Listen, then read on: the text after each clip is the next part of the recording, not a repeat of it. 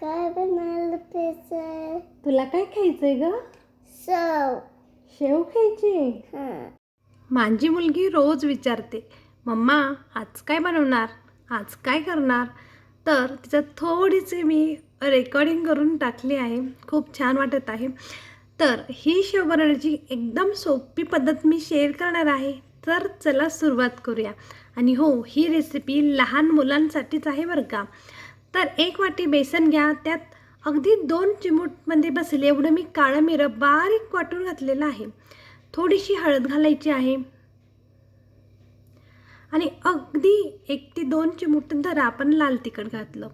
माझ्या लहान मुलांसाठी म्हटल्यावर मी कमी तिखटच केलेलं आहे. चवीनुसार मीठ आणि हा मीडियम साईजचा बटाटा उकळून छान कद्दूकूस करून घेतलेला आहे. जर तुम्ही मॅश करून घालसाल तर शेव करताना त्याच्यामध्ये गोठळ्या वगैरे येऊ शकतात, म्हणून मॅश करून छान कद्दूकीस करूनच घालायचं आहे. आता हाताच्या सहाय्याने छान पाणी न घालता मी मॅश केलेलं आहे.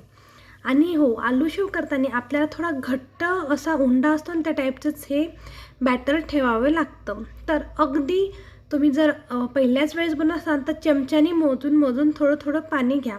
अगदी कमी पाणी घ्यायचं आहे, खूप पाणी घ्यायचं नाही.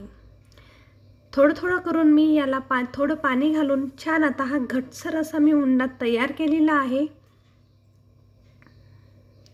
अगदी काहीच मिनटात आपलं हे पीठ तयार आहे. याला छान मळून घ्यायचं आहे आता, म्हणजे छान असं एकजीव झालं पाहिजे. असं घट्टसं हे पीठ तयार आहे. पण आपण काय करणार आहे, थोडं पाणी घालून छान आता मिक्स करून एकदम असा मस्त आपलं पीठ जर धरलं ना, ज्वारीचं पीठ असतं त्या टाईपचा आपली ही उंडा असणार आहे. जसं आपण ज्वारीचं भाकरी करायसाठी जसं करतो ना, सेम पोळी नाही, ज्वारीच्या भाकरीच्या टाईपचा हा घट्टसर उंडा.